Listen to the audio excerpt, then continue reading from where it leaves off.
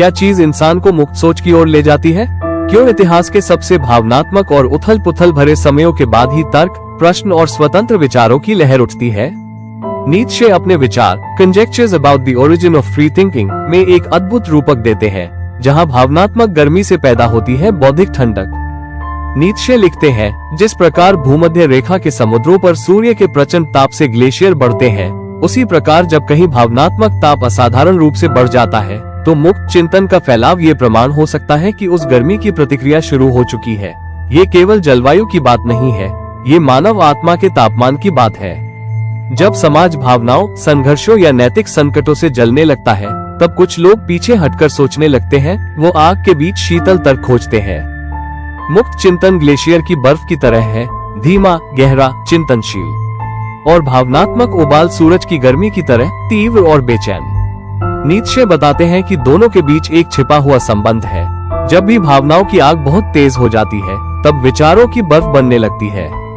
Glacier सूर्य की गर्मी से ही बनते हैं, उसी तरह स्वतंत्र सोच भी अराजकता और तीव्रता की प्रतिक्रिया के रूप में जन्म लेती है। इतिहास नीत्शे के इस विचार की पुष्टि करता है। पुनर्जागरण, रेनेसांस, धार्मिक कठोरता के युग के बाद आया, रचनात्मकता और तर्क का विस्फोट हुआ।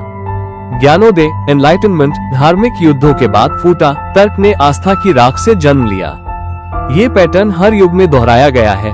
भावनाओं की चरम सीमा के बाद आता है चिंतन का युग। मुक्त चिंतक विद्रोही नहीं होते, वे मानवता की स्वाभाविक प्रतिक्रिया है। नीत्शे का रूपक हमें एक गहरी मनोवैज्ञानिक सच्चाई बताता है। जब कोई व्यक्ति या समाज भावनाओं, डर या इच्छाओं से भर जाता है, तब मन अपने आप को बचाने के लिए ठंडक खोजता है। हम प्रश्न उठाते हैं, सोचते हैं, अलग थलग होते हैं, ताकि हम उस आग में जल न जाएं। इसलिए मुक्त चिंतन अहंकार नहीं, बल्कि एक स्व संतुलन की प्रवृत्ति है। मानव आत्मा का अपना तरीका, खुद को बचाने का, समझने का।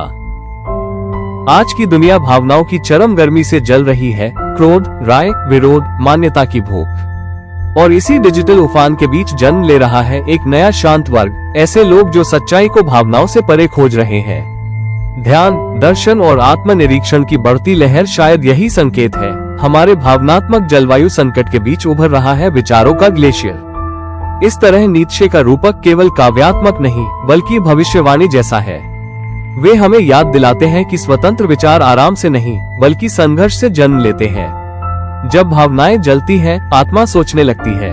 जब अराजकता बढ़ती है, स्पष्टता जन्म लेती है। यही नीत्शे का विरोधाभास है। गर्मी से पैदा होती है ठंडक, जुनून से पैदा होता है तर्क, और संघर्ष से जन्म लेती है स्वतंत्रता। मुक्त चिंतन का फैलाव ये प्रमाण है कि कहीं भावनात्मक गर्मी असाधारण रूप से बढ़ गई है। अगर आपको ये चिंतन पसंद आया हो, तो लाइक करें, साझा करें और सब्सक्राइब करें reflect for renew to evolve, जहां हर विचार एक नए रूपांतरण की ओर ले जाता है।